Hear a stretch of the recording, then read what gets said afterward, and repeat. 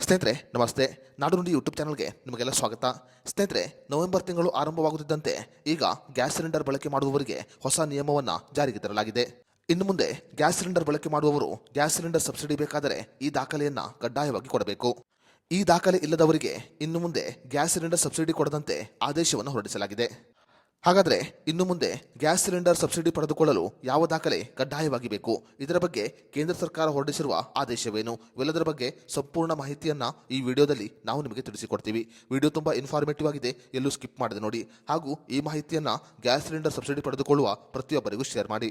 ಸ್ನೇಹಿತರೆ, ಕೇಂದ್ರ ಸರ್ಕಾರದ ಹೊಸ ನಿಯಮದ ಪ್ರಕಾರ ಇನ್ನು ಮುಂದೆ ಗ್ಯಾಸ್ ಸಿಲಿಂಡರ್ ಸಬ್ಸಿಡಿಯನ್ನು ಪಡೆದುಕೊಳ್ಳಲು ಗ್ರಾಹಕರು ಬಯೋಮೆಟ್ರಿಕ್ ಆಧಾರ್ ದೃಢೀಕರಣವನ್ನು ಮಾಡುವುದು ಕಡ್ಡಾಯವಾಗಿದೆ.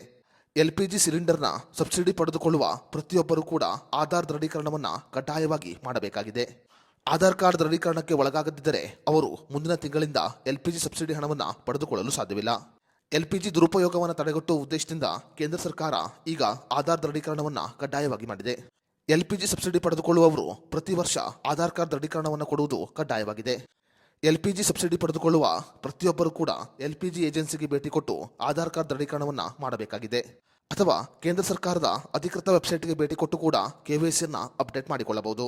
ಗ್ಯಾಸ್ ಸಿಲಿಂಡರ್ ಸಬ್ಸಿಡಿ ಪಡೆದುಕೊಳ್ಳುವ ಪ್ರತಿಯೊಬ್ಬರು ಕೂಡ ಪ್ರತಿ ವರ್ಷ KYC ಅಪ್ಡೇಟ್ ಮಾಡುವುದು ಕಡ್ಡಾಯವಾಗಿದೆ. ಆಧಾರ್ ಕಾರ್ಡ್ ದೃಢೀಕರಣವನ್ನು ಮಾಡದವರು ಮುಂದಿನ ತಿಂಗಳಿಂದ ಯಾವುದೇ ರೀತಿಯ ಸಬ್ಸಿಡಿ ಹಣವನ್ನು ಪಡೆದುಕೊಳ್ಳಲು ಸಾಧ್ಯವಿಲ್ಲ. ಸ್ನೇಹಿತರೆ, ಕೇಂದ್ರ ಸರ್ಕಾರ ಈಗ LPG ಸಬ್ಸಿಡಿಗೆ ಆಧಾರ್ ಕಾರ್ಡ್ ದೃಢೀಕರಣವನ್ನು ಕಡ್ಡಾಯ ಮಾಡಿರುವುದರ ಬಗ್ಗೆ ನಿಮ್ಮ ಅನಿಸಿಕೆ ಅಭಿಪ್ರಾಯವನ್ನು ನಮಗೆ ಕಮೆಂಟ್ ಬಾಕ್ಸ್ನಲ್ಲಿ ತಿಳಿಸಿ.